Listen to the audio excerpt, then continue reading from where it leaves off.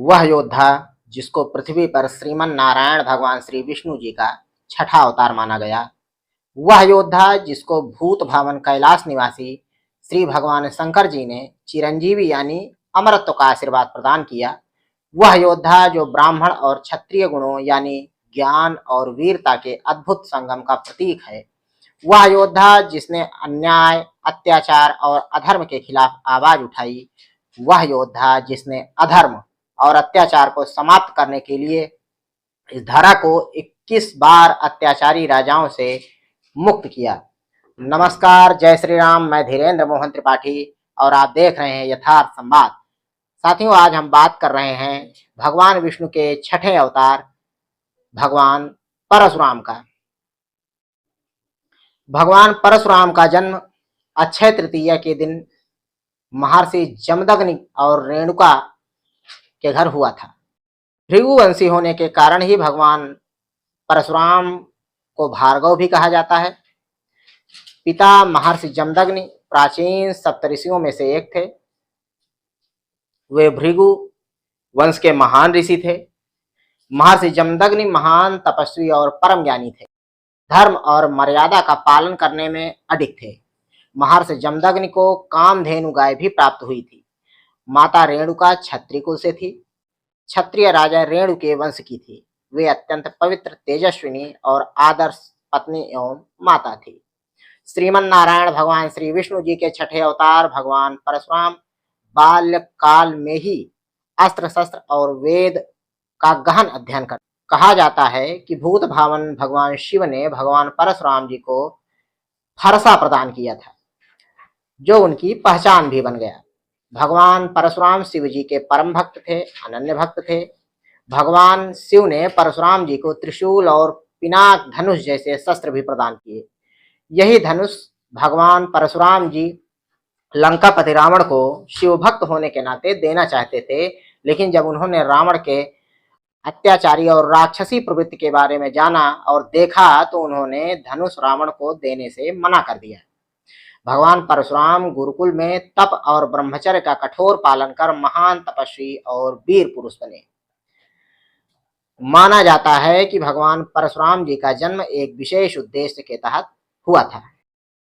उनका जन्म पृथ्वी से अधर्म को समाप्त करने के लिए हुआ था।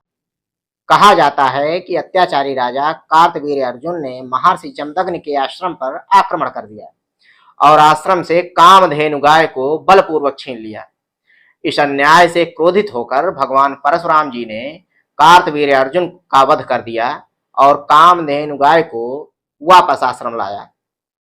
कुछ षड्यंत्रकारियों, जिनका मुख्य उद्देश्य सनातन धर्म को कमजोर करना है तथा इस आधुनिक युग में जातीय वैमनस्यता को बढ़ावा देकर वोट बैंक साधना है, के द्वारा ऐसी अफवाहों को समय समय पर हवा दी जाती है कि भगवान परशुराम जी ने इस पृथ्वी को 21 बार क्षत्रियों से विहीन कर दिया, मतलब क्षत्रियों का 21 बार वध किया।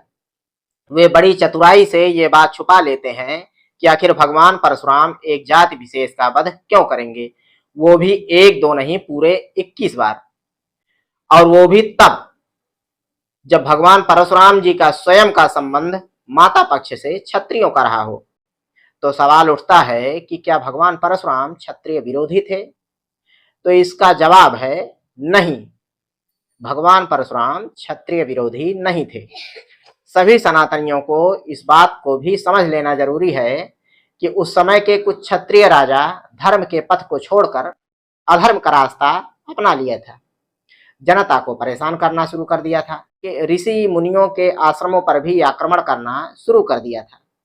कार्तवीर्य अर्जुन ने तो परशुराम के पिता महर्षि जमदग्नि के आश्रम पर आक्रमण कर कामधेनु गाय को ही बलपूर्वक छीन लिया।